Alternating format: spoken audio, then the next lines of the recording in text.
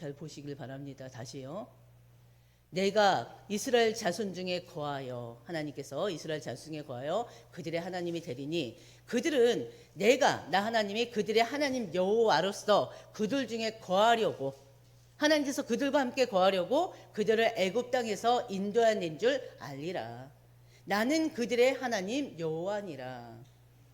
여기 우리 이름을 집어넣으면 되겠죠. 우리 하나님 백성들, 현재 우리 하나님의 자녀들로 살아가는 우리들과 함께 하려고, 우리들 중에 거하려고 우리를 불러서 지금 우리와 함께 계십니다. 우리에게 구원 주시고. 오늘 말씀은요, 성막을 통한 하나님의 임재입니다. 출애굽기 이제 세 번째 말씀인데요, 마지막 말씀이기도 한데요, 25장부터 40장까지 오늘 말씀을 나눌 거예요. 이제 지난주까지는 우리가 너무나 잘 아는 말씀이었고요. 이제 여기서부터는 조금 그러니까는 말씀이 여러 번 읽었어도 또 잘 기억 안 날 수도 있을 것입니다. 근데 우리가 한번 성경 66권을 이제 각 권씩을 한번 이렇게 살펴보고 나서, 그리고 나서 성경을 읽을 때는 좀 더 성경이 내게 들어올 수도 있어요. 하나님의 은혜로 한번 들었기 때문에, 전체적으로 한번 정리를 했기 때문에 그 다음부터는 더 말씀이 들어올 수도 있을 것입니다. 그래서 그것 때문에 또 이 시간에 또 각 곳마다의 하나님이 또 어떤 의미를 주시는지, 각 곳마다, 각 성경마다 어떤 의미가 있는지 우리가 살펴보고 있는 것입니다. 그래서 출애굽기 오늘은 25장에서 40장 마지막입니다. 그래서 성막을 통한 하나님의 임재, 바로 25장에서 40장은요, 하나님께서 이스라엘 백성들에게 성막을 짓게 하는 그 과정을 지금 보여주고 있습니다. 그 과정이 기록되어 있어요. 성막을 통해서 하나님은요, 자신의 백성들과 다시 언약을 맺습니다. 그들과의 언약을 새롭게 하시는 방법을 또 보여주셔요. 우리가 또 말씀을 나누다 보면, 이건 내가 아는 말씀, 또 아는 말씀이 또 나와요. 성막과 교회는요, 둘 다 바로 하나님의 임재가 있는 곳입니다. 그렇죠? 성막과 교회를 이제 보면은 둘 다 하나님의 임재와 하나님의 백성들이 예배를 하는 장소예요. 그건 공통점이 그렇습니다. 하나님의 백성들이 하나님께 예배하던 장소로 아주 중요한 의미를 지니고 있어요. 근데 그 본질과 역할에 대해서는 좀 달라요. 우리 성막에 대해서 이해해 보자면요, 성막은 구약 시대의 것이잖아요.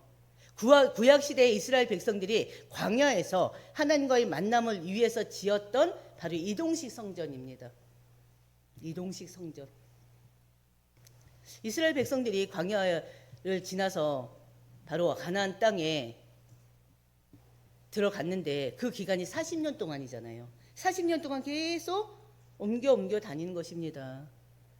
그래서 그 구약에 있었던 이 성막은요, 바로 이동식 성전이다. 그렇게 우리가 이해하면 되겠습니다. 그래서 성막은요, 하나님의 임재가 실제로 그곳에 거하는 장소로 여겨졌어요. 하나님과 백성 간의 만남을 위한 장소였고요, 예배와 제사를 행하던 곳입니다.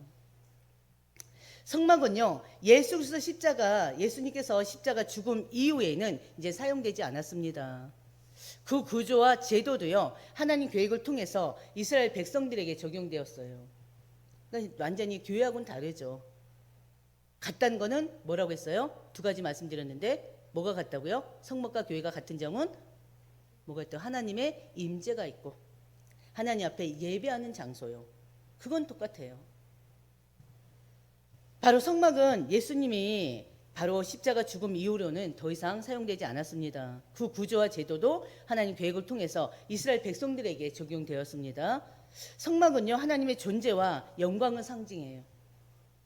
그리고 이스라엘 백성들의 영성적 또 영적인 그런 지표이기도 했습니다. 그러면은 교회는 어떻습니까? 교회는요, 예수 그리스도의 부활 이후에 세워진 새로운 언약의 공동체예요. 예수 그리스도의 십자가 죽음과요, 부활을 통해서 하나님과의 관계가 새롭게 되었습니다.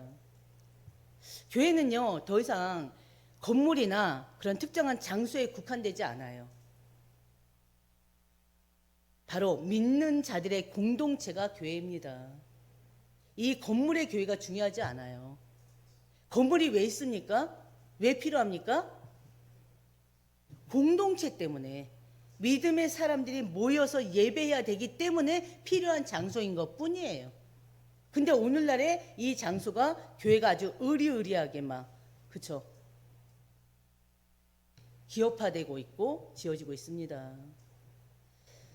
바로 하나님과 백성 간의 만남, 바로 우리 하나님 앞에 예배하고 복음을 전파하면서 신자들이 함께 성숙하는 그 공동체, 그게 바로 교회입니다. 그래서 교회는요, 예수 그리스도의 부활과 새로운 언약 중심으로 설립되었고요. 그리고 성령의 살아계신 교회로서 하나님의 영광을 전파하는 역할을 합니다.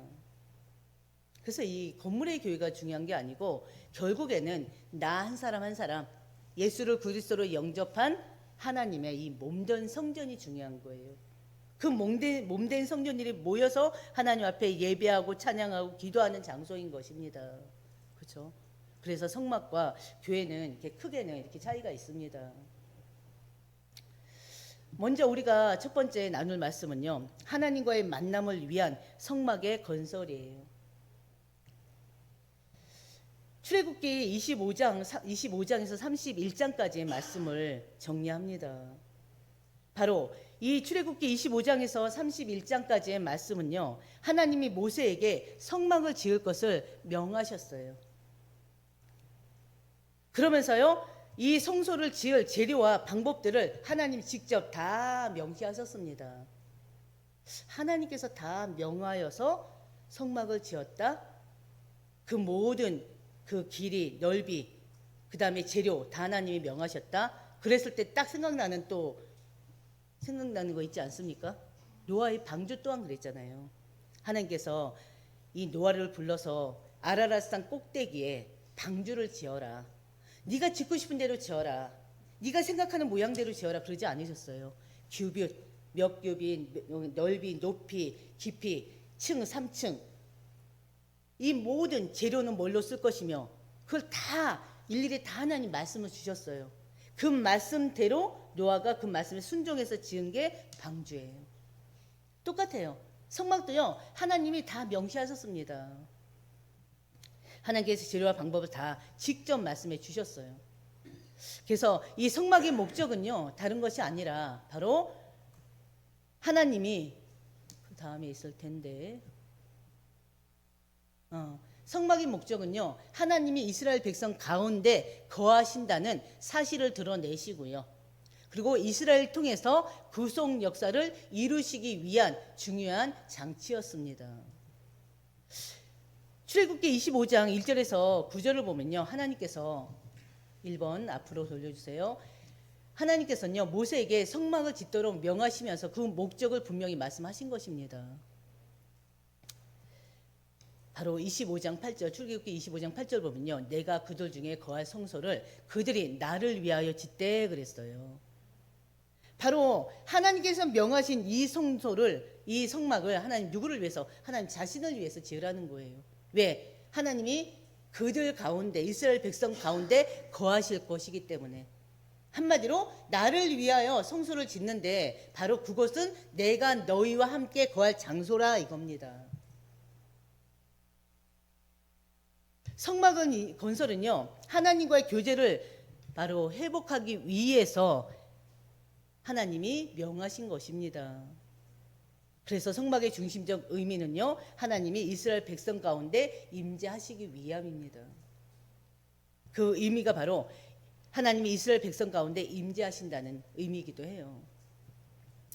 바로 두 번째요, 성막은요, 바로 하나님의 임재와 언약을 상징하는 중요한 장소인 것입니다.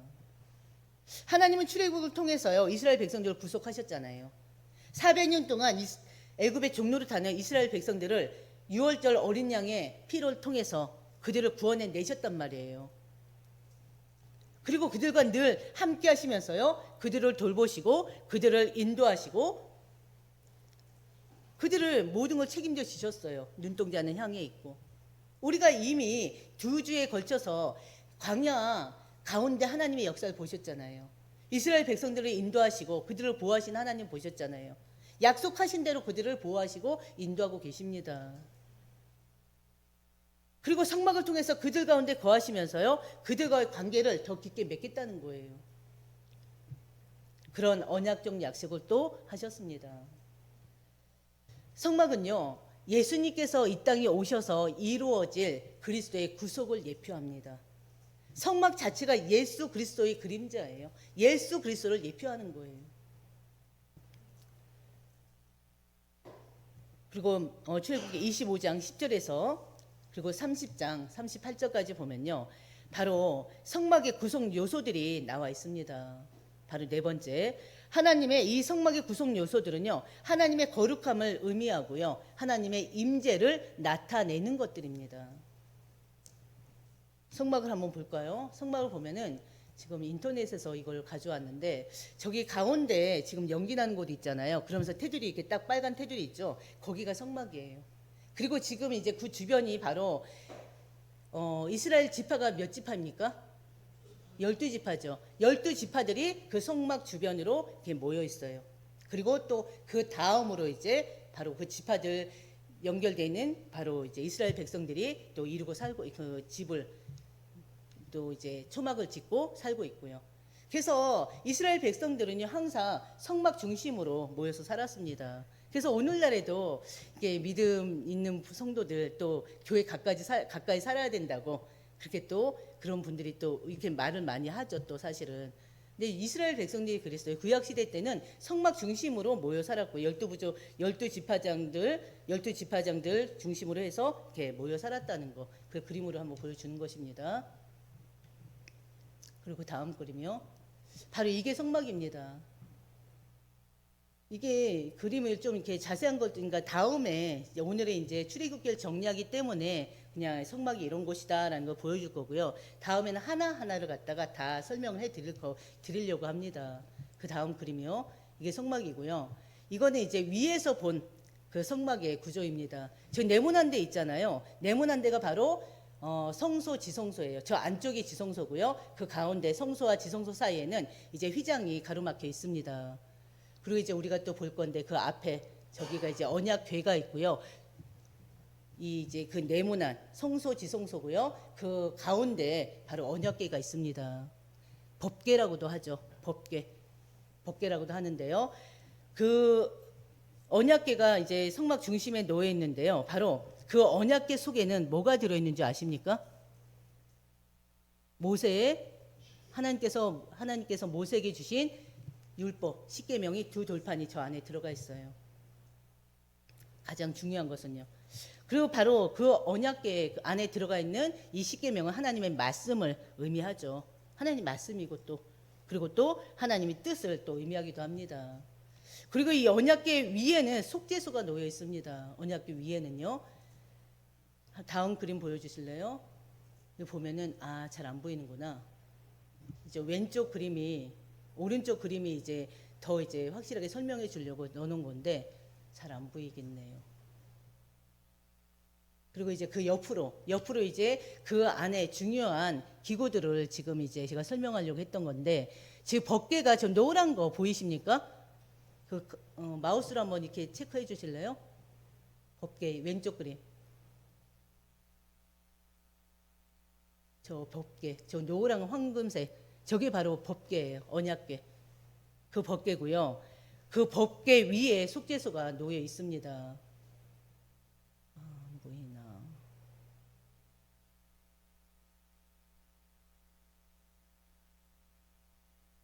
안 보이네. 예. 바로 이 속죄소는요, 바로 이스라엘 백성들이 그 죄를 사하고요, 하나님과 화목을 이루기 위한 중요한 도구이기도 합니다.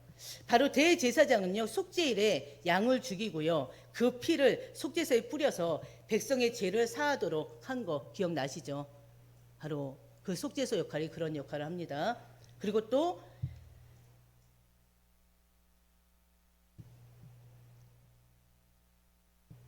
이제 저 안에 아까 말씀드렸던 저 위에 이제 맨 위에 저기 이제 네모난 칸, 저 네모난 칸이 앞에가 성소고 뒤에가 바로 지성소예요. 그리고 또 이제 가운데 이렇게 점점점 되어 있는 게 바로 이제 휘장으로 가로쳐 있는 거고요. 우리가 너무나 잘 아는 것처럼 성소와 지성소는 완전히 구분되어 있죠. 성소는요, 제사장들이 매일매일 들어가서 하나님 앞에 제사 드리는 곳입니다. 그래서 제사장들이 향로로 향을 피우고요. 하나님께 기도 드리고 하나님과 기도 드리는 장소입니다. 하나님과 교제 장소죠. 그리고 지성소는요, 하나님이 임재하는 장소로 저 안쪽에는 아무나 들어갈 수가 없어요. 누구만 들어갑니까? 완전히 대제사장 한 사람만 들어갈 수가 있습니다. 그 지성소에는요, 바로 대제사장 한 명만 들어갈 수 있고요. 바로 1년에 한 번 속죄일에만 또 들어갈 수가 있습니다. 지성소에는 대제사장이. 그렇죠? 그래서 지성소는요, 예수 그리스도의 구속 사역으로 완성될 성전을 바로 성전을 예표합니다. 그래서 하나님께 나아가는 길은 오직 구속을 통해서만이 가능함을 나타내기도 합니다. 그리고 저 성소 안에는요, 지금 이제 기타 이제 언약궤 법궤 밑으로 이제 떡상이 보이고요. 그다음 물두명, 번제단, 그다음에 향단 저런 게 보입니다. 그리고 저 위에 분향단이 보이고요. 저런 모든 것들은 바로 성소 안에 등잔대, 진설벽, 떡상, 그리고 분향단이 있는데요. 저 등잔대는 바로 등잔대가 어딨냐? 저기 등대가 등잔대인데요. 등잔대는요, 하나님 말씀을 비추는 빛으로 의미하고 있고요. 그리고 진설병, 떡상이라고도 하는데요. 저 진설병은 하나님의 공급과 생명을 의미하기도 합니다. 다음에 이제 하나하나 영적인 의미를 이렇게 연결시켜가지고 여러분들한테 보여줄게요. 지금 성막에는 저런 거 있다는 것만 지금 보여주는 것입니다. 그리고 등잔대, 그리고 또 분향단이 있어요. 분향단 저 위에 있죠.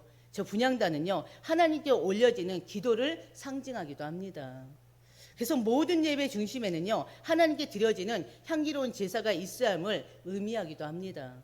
그래서 성막을 통해서 하나님과의 교제는요, 예수 그리스도를 통한 구속의 역사를 예고하기도 합니다. 각각의 의미들이 다 있는데 그게 바로 다 예수님을 예표하는 것들이에요.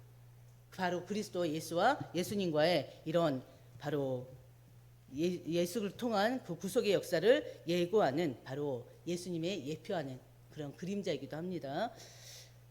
그래서 예수님께서요, 우리의 대사장이 되어서요, 우리 죄를 속죄하셨습니다. 그리고 하나님과의 거룩한 임재 속으로 우리를 인도하셨어요. 예수님 하신 일이잖아요.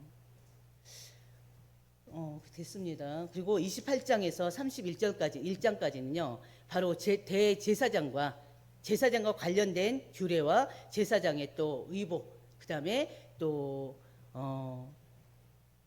그리고 제사의 절차 등이 또 기록되어 있습니다. 백성의 대표인 대사장이죠. 제사장은요, 이스라엘 백성들 대표하는 자예요. 제사장은 하나님과 백성 간의 중재자 역할을 합니다. 그리고 백성을 대신해서 하나님 앞에 예배를 드리는 역할을 해요. 백성들의 죄를 속죄하고요, 그들의 회개와 죄 사함을 위해서 제사 드리는 중요한 역할을 하는 자가 제사장들입니다. 우리 기본적으로 알고 있잖아요. 제사장에 대해서는. 그래서 이 제사장 직분은요, 예수 그리스도를 예표하기도 합니다. 그래서 예수 그리스도께서 우리의 대제사장이 되셔서 완전한 속죄를 이루셨잖아요. 그걸 의미하기도 해요. 그리고 제사는요, 하나님의 거룩한 요구를 충족시키기 위한 제도였습니다. 하나님의 요구를. 어떤 요구? 거룩한 요구를. 이는 예수 그리스도 십자가에서 완전히 또 완성하셨죠. 그 제사는 이제 끝났죠. 구약의 제사는요, 그리스도의 구속 사역을 예표하는 그림자입니다. 그래서 어떻게 보면 구약의 모든 것들은 다 예수 그리스도를 예표한다 생각하시면 돼요. 예수 그리스도의 그림자라 그렇게 생각하시면 돼요. 모든 기구들도, 모든 의식들도, 모든 절차들도 다. 그리고 다섯 번째 보면요, 바로 30장에서요 31장까지, 30장 11절부터 31장 18절까지입니다. 하나님은 택한 자들에게 성막을 짓게 하셨고요, 성막을 짓는데요, 모세에게 성막을 짓는데 뭐 건장한 청년들 아니면 뭐 몇 사람 이게 아니라 하나님께서 사람들 다 택하셨어요. 사람들까지도. 그래서 하나님이 택한 자들에게 성막을 짓게 하셨고요, 그들에게 필요한 모든 성막을 짓는 데 필요한 모든 능력을 주셨고 지혜를 주셨습니다. 이것은요, 하나님의 은혜와 능력을 통해서 이루어진 거룩한 일임을 보여줍니다. 성막 짓는 그 자체가 단순한 일이 아니에요. 단순한 건축이 아니에요. 바로 하나님의 은혜와 능력을 통해서 이루어지는 거룩한 사역인 것입니다. 마찬가지로 오늘날 교회가요, 성령의 인도하심과 능력으로 세워졌어요. 이 한사람 교회가 그냥 인간이 계획해서 인간이 세운 게 아니에요. 결국에는 이 한사람 교회 또한 하나님의 계획 속에서 하나님이 행하신 일입니다. 근데 우리가 또 그때를 생각해 보면 그래요. 우리에겐 돈도 없었어요. 이 성전을 사고 지을 그런 능력이 아예 없었습니다. 그런데 하나님께서 이 성전을 또 금전 문제가 다 해결된 건 아니지만 이곳에서 이걸 구매하게 하셨고, 그리고 또 이 2층 이 건물을 갖다 완전히 다 새로 짓게 하셨어요. 그때를 생각하면 그게 바로 하나님의 은혜이기도 했습니다. 특히나 우리 하나님의 성전들은 어떻습니까? 우리들 또한 우리 죄 가운데 빠져 육신의 정욕 가운데 세상 가운데 빠져 죽을 수밖에 없는 우리들이잖아요. 늘 죄에 시달리면서 갈등과 고통 속에 시달릴 수밖에 없는 우리들이잖아요. 제 종로를 타면서 사단의 종로를 타면서 살아야 될 우리들이잖아요. 근데 우리를 하나님께서 구속하셨어요. 우리를 택하시고 우리를 부르셔서 우리를 하나님의 자녀 되게 하셨습니다. 그 모든 것들이 결국엔 하나님의 은혜 아니겠습니까? 하나님의 놀라운 능력 가운데 몸된 성전도 또 이 건물의 교회도 세워진 것입니다. 하나님의 구속 계획을 이루어가는 그 모든 과정들을 우리는 이 교회를 통해서 또 개인의 성전을 통해서 우리는 볼 수가 또 있습니다. 바로 성막은요, 예수 그리스도와 또 그가 이루신 구속 사역을 통해서 완전히 성취됐다는 것. 그리고 오늘날 교회는요, 한마디로 이제는 성막의 영적인 실체이기도 합니다. 바로 성도들은요, 하나님과의 교제와 임재를 경험하는 장소가 되고 있어요. 왜? 하나님의 백성들이 모인 현장이잖아요. 그리고 이 교회는요, 건물에 우리 이제 몸된 성전들이 모여서 있는 이곳은 바로 이곳의 주인은 하나님이십니다. 예수 그리스도의 몸입니다. 우리는 그의 지체들이고요. 너무나 잘 아시는 것처럼. 그래서 바로 우리가 모여있는 이 현장에 하나님이 바로 임재하고 계십니다. 지금 예배하는 이 시간에도 마찬가지예요. 우리는 그 임재를 체험하고요, 그 하나님과의 관계를 지속하면서 지금 하나님 주시는 그 은혜를 매일매일 누리며 사는 여러분들 되셔야 됩니다. 성도는요, 하나님의 임재 안에서 거룩한 삶을 살도록 부름을 받았어요. 그렇지 않습니까? 그리고 성막을 통해서 우리에게 주어진 그 구속적 은혜를 날마다 경험하는 삶을 사는 거, 그게 하나님이 원하시는 삶이에요. 두 번째요, 32장에서 40장 말씀에는 어떤 말씀이 있냐면요, 금송아지 우상으로 인한 하나님의 진노가 있습니다. 그리고 또 진노 이후에 하나님의 또 자비가 있어요. 32장에서 40장은요, 이스라엘 백성이 하나님과의 언약을 배반하는 이야기가 나옵니다. 이스라엘 백성들이 하나님의 언약을 배반해요. 그 배반의 증거가 바로 금송아지 우상을 만들어서 섬기는 것입니다. 32장 8절 보면요, 첫 번째 말씀은 이스라엘 백성은요, 이스라엘 백성은요, 모세가 산에서 내려오지 않자. 모세가 산에 왜 올라갔습니까? 하나님 말씀 받으러 간 거잖아요. 근데 모세가 내려오지 않으니까 어떻게 돼요? 그 내려오지 않는 시간이 길어지면서 이스라엘 백성들에게 불신앙이 생겨버린 거예요.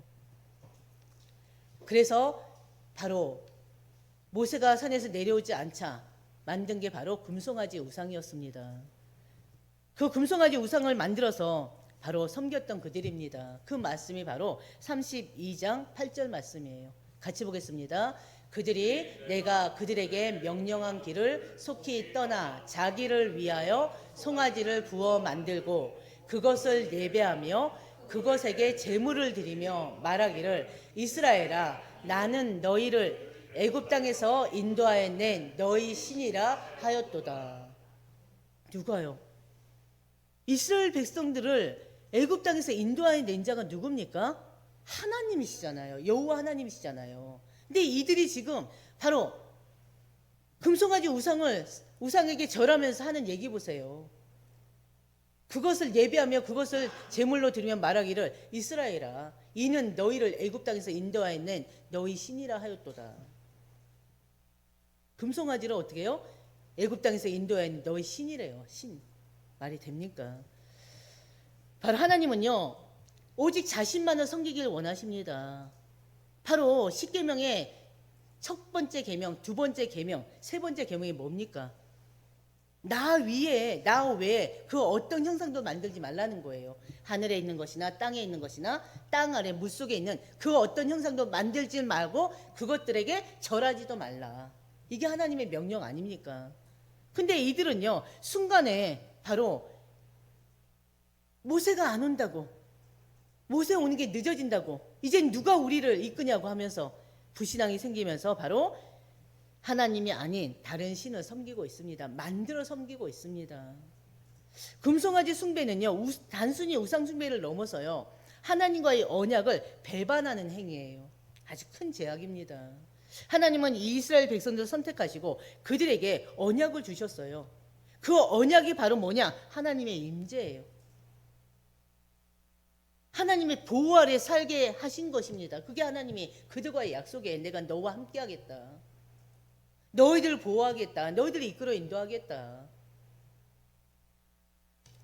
그 언약의 핵심이 그렇습니다. 하나님의 임재예요. 근데 그들이 그 하나님의 임재를 또 믿지 못하고 하나님께서 지금 광야길을 가는 동안이지만 그 전에 400년 동안에 살았던 이 애굽의 종놀이 됐던 애굽에서 바로 해방시켜 준 것뿐만이 아니라 그 전에 애굽에서 일어났던 10가지 기적을 이 사람들 어떻게 체험했던 자들이잖아요. 애굽 땅에 10가지 기적, 10가지 재앙이 막 일어나는데 이들이 살고 있는 고센 땅에는 그 어떤 재앙도 없었어요. 그들에게는 10가지 재앙이 아니었어요. 재앙이 아니었어요. 10가지 기적이었어요. 그리고 또 홍해 앞에서도 뒤에서는 애굽 군대가 와요. 앞에는 홍해예요. 근데 하나님께서 그들을 어떻게 했습니까? 홍해를 육지로 만들어서 그들 건너게 했잖아요. 그리고 뒤따라오던 자들은 그들이 영원히 붙지 못하게 하겠다는 것처럼 바로 그 물 바닷가에 어떻게 완전히 송장됐었고요. 그것뿐입니까? 나와서 계속 하나님께서는 구름 기둥으로 불 기둥으로 이끌어 주셨고요. 또 배고프지 않도록 만나를 또 내려서 먹게 하셨고요. 또 메추라기 날려서 고기 또 먹게 하셨고요. 반석에서 물을 내서 그들이 갈증을 또 해소하게 하셨고요. 그들을 하나님께서 계속 이끌어 인도하셨습니다. 그래서 그들이 하나님을 믿을 수밖에 없었어요. 근데 중요한 거 그들의 바로 영적 문제가 뭡니까? 늘 불평과 원망. 조금만 힘들면 불평과 원망. 그런 그들이 끝내는 또 이렇게 하나님 앞에 죄악을 저지릅니다. 바로 하나님이 주신 그 구속의 은혜를 항상 망각해요. 망각하고 또 세상적인 것에 의존하려는 바로 인간의 연약함을 그들 속에서 또 볼 수가 있습니다. 인간은 끊임없이 하나님을 배반해요. 오늘날에도 끊임없이 하나님 원치 않는 일을 해요. 끊임없이 죄를 짓고 있고요. 끊임없이 바로 하나님의 영광을 가리고 살고 있습니다. 그리고 끊임없이 하나님을 의지하지 않고요. 하나님 능력을 의지 않고 자기 힘을 의지하는 그런 본성을 아직도 가지고 있습니다. 우리 역시도 그러고 있고요. 바로 하나님은 이스라엘 백성의 타락을 보시고요. 아주 크게 진노하셨습니다. 32장 9절이에요. 내가 이 백성을 보니 목이 뻣뻣한 백성이로다. 교만한 백성이로다. 하나님은 그들의 죄를 용납하지 않으셨습니다. 하나님을 배반하고 하나님이 배반하는 그 행위를 하나님은 용서할 수 없었어요. 그래서 그들의 죄에 대해서 분노를 느끼시고요. 그들을 멸하시겠다고 하나님은 말씀하셨습니다. 아예 선언해버리셨어요. 그런데 바로 하나님과의 이스라엘 백성들과의 그 중재자 누굽니까? 모세가요. 바로 하나님께 이스라엘 백성들의 죄를 용서해달라고 기도합니다. 하나님의 이름과 영광을 위해서라도 그들의 죄를 사해달라고 기도합니다. 바로 32장 11절에서 13절 말씀이에요. 32장 11절에서 13절까지인데요. 한번 같이 보겠습니다. 여호와여, 어찌하여 큰 권능과 강한 손으로 애굽 땅에서 인도하여 내신 주의 백성에게 진노하시나이까. 여기까지만요. 여호와께서 어찌하여, 하나님께서 이스라엘 백성들을 구해내셨잖아요. 큰 권능과 강한 손으로 애굽 땅에서 인도하여 내셨잖아요. 그런 하나님께서 주의 백성에게 왜 진노하십니까? 그렇게 기도하고 있어요. 그리고 12절에 이제 앞에 걸 뗐고요. 뒤에 반 볼게요. 주의 맹렬한 노를 그치시고 뜻을 돌이키사 주의 백성에게 이 화를 내리지 마옵소서. 주의 종 아브라함과 이삭과 이스라엘을 기억하소서. 아브라함의 하나님, 이삭의 하나님, 야곱의 하나님. 하나님께서 약속하셨잖아요. 그 민족들을 하나님께서 끝까지 번성하고 번성하게 할 것이고 그 민족들을 축복하신다 약속하셨잖아요. 그걸 얘기하는 거예요. 그렇게 약속하셨잖아요. 이끌어내셨잖아요, 하나님. 그러면서 지금 이 모세가 하나님 앞에 진심을 다해서 기도하고 있습니다. 바로 이것은요, 바로 예수 그리스도의 중보적 역할을 예표하는 중요한 사건이기도 합니다. 예수님께서 바로 우리와 우리 인간, 죄 가운데 빠져있는 그 인간과 하나님 사이에서 중재자 역할을 하셨잖아요. 중보자 역할을 하셨잖아요. 그 예수님의 그 모세를 예수님을 예표하기도 합니다. 중보자 예수님을. 예수님은 우리를 위해서 십자가에서 중보하셨어요. 그리고 하나님의 진노를 대신 짊어지셨습니다. 하나님은 모세의 간구를 들으셔요. 이스라엘 백성을 멸하지 않겠다고 선언하십니다. 바로 하나님의 자비하심을 또 우리는 이 말씀을 통해서 볼 수가 있는 거예요. 이는 하나님 죄에 대해서 진노하셨지만 그와 동시에 그들이 지은 죄에 대해서 진노하셨는데 그와 동시에 하나님은 자비를 베푸셨어요. 은혜를 베푸셨어요. 누구 때문에요? 바로 모세의 기도로. 모세의 중보기도와 하나님 자비로 이스라엘은 다시 회복의 길을 걷습니다. 모세는 다시 산에 올라가서 하나님께 회개의 기도를 드리고요. 하나님의 임재를 구합니다. 바로 34장 하나님은요, 두 번째 돌판을 모세에게 주셨죠. 그리고 다시 이스라엘과 언약을 갱신하십니다. 그런 하나님이세요. 우리가 죄를 지었다고 하나님 우리의 죄를 막 멸하시는 거 끝나는 것이 아니라 우리가 회개할 때 하나님 다시 우리의 죄를 도말해 버리시고 우리 죄를 용서하시잖아요. 그리고 다시 우리를 이끌어 인도하고 계십니다. 그건 자비의 하나님, 사랑의 하나님, 우리가 항상 마음속에 간직하시고요. 그 하나님이 원하시는 또 삶을 살기 위해서 또 결단하고 기도하면서 나아가시는 여러분들 되시길 바랍니다. 하나님 모세에게 새 언약을 맺으시겠다고 약속하시고요. 그들을 다시 인도하십니다. 34장 6절에서 하나님은요, 자신에 대해서 말씀하십니다. 하나님의 말씀하신 하나님 어떤 분인가 볼까요? 같이 보겠습니다. 여호와라 여호와라, 자비롭고 은혜롭고 노하기를 더디하고 인자와 진실이 많은 하나님이라. 하나님 스스로가 모세에게 하신 말씀이에요. 나는 자비롭고 은혜롭고 노하기를 더디하는 인자와 진실이 많은 하나님이다. 우리가 알아야 될 하나님이 저 하나님이십니다. 자비하신 하나님, 은혜가 한이 없는 하나님. 우리가 아무리 죄악을 범해도 하나님, 노하기를 더디하시는 하나님, 인자하신 하나님, 진실이 많은 하나님이십니다. 그 하나님이 누구예요? 우리의 아버지, 여러분의 아버지 아닙니까? 이 고백은요, 하나님이 얼마나 자비롭고 용서하시는 분인지를 보여줍니다. 바로 우리가요, 죄인으로서 하나님과의 관계를 잃었을 때 중보자이신 예수 그리스도께서 우리를 대신하여 하나님께 간구하셨고요. 또 하나님의 자비와 은혜로 우리를 구속하신 그 사실을 또 예고하는 또 말씀이기도 합니다. 하나님은 거룩하심과 공의로 인해서 죄를 결코 용납하지 않으시지만 공의 하나님이시잖아요. 공의 하나님이 어떤 분이십니까? 죄는 벌하시고 또 상을 주시는 분이세요. 상벌을 주시는 하나님. 그래서 거룩하심과 공의로 인해서 죄를 결코 용서하지 않으시지만 동시에 자비요 자비와 은혜로 우리를 회복시키는 분이십니다. 그 하나님을 의지하고 믿고 나가시길 바랍니다. 바로 세 번째요. 하나님의 임재가 충만한 성막이 완성됩니다. 바로 35장에서 40장이에요. 35장에서 40장까지는요. 성막의 완성을 기록하고 있습니다. 그리고 또 하나님의 임재가 그 성막의 완성을 통해서 하나님의 임재가 이루어진 과정을 또 말씀하고 있습니다. 바로 성막을 짓기 위한 모든 과정이 하나님의 은혜와 섭리 속에서 이루어졌음을 우리는 말씀을 통해서 확인할 수가 있어요. 35장 30절 보면요. 하나님의 영을 그에게 충만하게 하여 지혜와 총명과 지식으로 여러 가지 일을 하게 하시되 그랬어요. 하나님께서는요, 성막을 짓는 그 자체도 하나님 택한 자를 쓰셨고요. 택한 그들에게 하나님의 영이 그들에게 충만하게 했다는 것입니다. 그 성막을 완성할 수 있게끔 지혜를 주셨고요. 총명을 주시고요. 또 지식으로 여러 가지 일을 다 하게 하셨다는 거예요. 그게 하나님의 방법입니다. 하나님께서 우리를 부르셨어요. 중직자로 부르셨어요.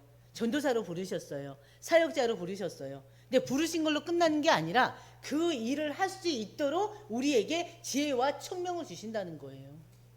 그렇기 때문에 여러분들이 정말 내 사명을 다하기 위해서 하나님 앞에 늘 구하시길 바랍니다. 지혜를 구하시고 총명을 구하시길 바랍니다. 능력을 구하시길 바랍니다. 그럼 하나님 주신다잖아요. 그래서 내 힘으로 하는 게 아니에요. 내 세상적인 지식으로 하는 게 아니에요. 하나님 안에서 주시는 그걸 가지고 우리는 하나님 앞에 헌신하는 것입니다. 사명을 다하는 것입니다. 하나님은요, 성막을 짓기 위해서 지혜자들과 장인들을 지정하셨고요. 그들이 하나님 뜻에 따라서 성막을 세울 수 있도록 지혜와 능력을 주신 것입니다. 이는요, 성막이 인간의 능력으로만 이루어지는 것이 아니라는 것을 보여주는 말씀이에요. 하나님께서 주신 은혜와 능력으로 이 성막이 완성됐음을 보여주는 말씀입니다. 바로 성도들은 하나님께서 주시는 그 능력을 의지하며 살아야 됩니다. 하나님의 계획에 따라서 자신의 역할을 다 해야 돼요. 왜? 하나님은 우리를 불렀을 때는 또 하나님의 일을 행하게 하기 위해서는 반드시 하나님 시간표가 있거든요. 그 계획에 따라서 하나님은 우리를 이끌어 가십니다. 그 하나님 주권을 믿으셔야 돼요. 하나님 섭리를 믿어야 돼요. 우리는 하나님의 은혜와 능력 없이는 하나님을 섬기는 일을 할 수가 없어요. 성막의 모든 부분들이 완성되고요. 이스라엘 백성들은 하나님께서 명하신 대로 성막을 완성하게 됩니다. 성막을 완성은요, 하나님께서 주신 명령을 정확하게 따라서 이루어진 것입니다. 순종에 의해서 이루어진 것입니다. 하나님은 성막의 각 부분에 대해서 세밀히 지시하셨고요. 이스라엘 백성은 그 명령을 온전히 따랐기 때문에 성막이 완성된 것입니다. 그래서 우리가 하는 일도 마찬가지예요. 우리는 하나님 주시는 그 명령의 말씀에 순종하는 자들이 돼야 돼요. 믿음으로 하나님 말씀에 순종할 때 그 결과는 당연히 성막이 완성된 것처럼 온전하게 이루어진다는 것을 우리는 이걸 통해서 또 볼 수가 있습니다. 오늘날 교회와 성도들은요, 하나님 주신 말씀에 순종함으로써 하나님의 임재를 체험할 수가 있습니다. 하나님 뜻을 이루어 나가는 삶을 살 수가 있어요. 말씀의 순종을 통해서. 그래서 성막이 완성되는 하나님의 거룩한 임재가 성막에 충만히 임했다고 말씀에 있습니다. 그리고 성막이 완성되었을 때 구름이 성막을 덮고요. 하나님의 영광이 성막에 충만하게 임했습니다. 세 번째 말씀입니다. 출애굽기 40장 34절 말씀이에요. 구름이 회막에 덮이고 여호와의 영광이 성막에 충만하매. 하나님의 영광이 성막에 임재함으로써 성막은 하나님과 이스라엘 백성이 만나는 거룩한 장소가 되었습니다. 하나님은 성막을 통해서요, 그들의 죄를 용서하시고요, 그들과의 교제를 하시겠다고 약속하셨습니다.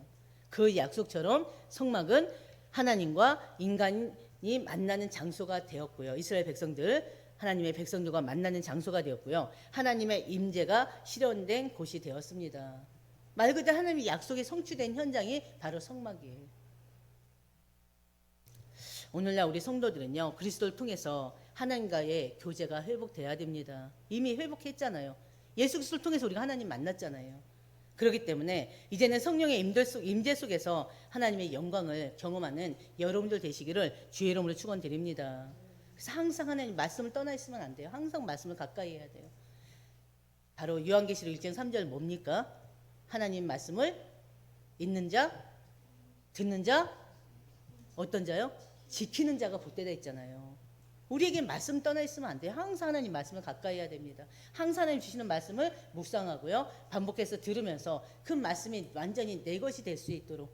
그래서 성경 66권 지금은 하루에 3장씩 읽기로 했잖아요. 지금이라도 시작하세요. 지금이라도 하나님 말씀 읽으면서 성경 말씀에 성경이 하나님 우리에게 주신 말씀인데 어떤 말씀이 있는지 알아야 될 거 아닙니까? 기억은 못하더라도요. 그래서 여러분들이 항상 말씀과 기도와 또 찬양을 통해서 전도 선교를 통해서 하나님의 임재를 사실적으로 체험하고 누리는 여러분들 되시기를 주의 이름으로 축원드립니다. 아버지 하나님 참으로 감사합니다. 오늘 하나님의 임재 성막을 통해서 하나님의 임재라는 그 말씀을 가지고 우리가 하나님의 그 거룩한 하나님의 인도와 하나님의 행하시는 그 일들을 보았습니다. 아버지 하나님 저희들에게 정말 하나님 말씀에 순종하는 믿음의 사람들이 될 수 있도록 하나님 인도해 주시옵소서.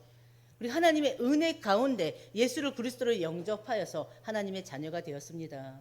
하나님의 자녀가 되어 하나님의 자녀들이 모여 있는 이 현장, 하나님이 주신 현장입니다.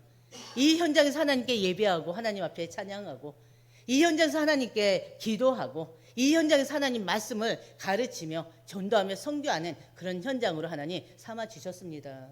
아버지 하나님, 이 몸된 성전들 그리고 또 이 건물의 이 성전 하나님 저희들이 정말 더 귀히 여길 수 있도록 하나님 인도해 주시옵시고 이곳에서 하나님의 몸된 성전에서 이 한 사람 교회에서 지금 하나님의 나라를 확장시켜 나갈 수 있도록 하나님 은혜를 더해 주시옵소서. 이곳에 선포된 그 말씀이 흘러서 저 불신자들에게까지 임하게 하여 주시옵시고 저 불신자들 속에서 하나님 분명히 하나님께서 택한 자들 하나님 구원자로 작정된 자들에게 이 말씀이 전달될 수 있도록 전해질 수 있도록 하나님 인도하여 주시옵소서. 그래서 이제 한 사람들을 통해서 이 지역이 복음화되게 하시고 더 나아가 이 나라 이 민족 전 세계가 정말 복음화되어지는 그 응답 속에 이 교회가 있게 하시고 전체 교회가 있도록 하나님 인도하여 주시옵소서. 이 모든 말씀 우리 주 예수님의 이름으로 기도드립니다. 아멘.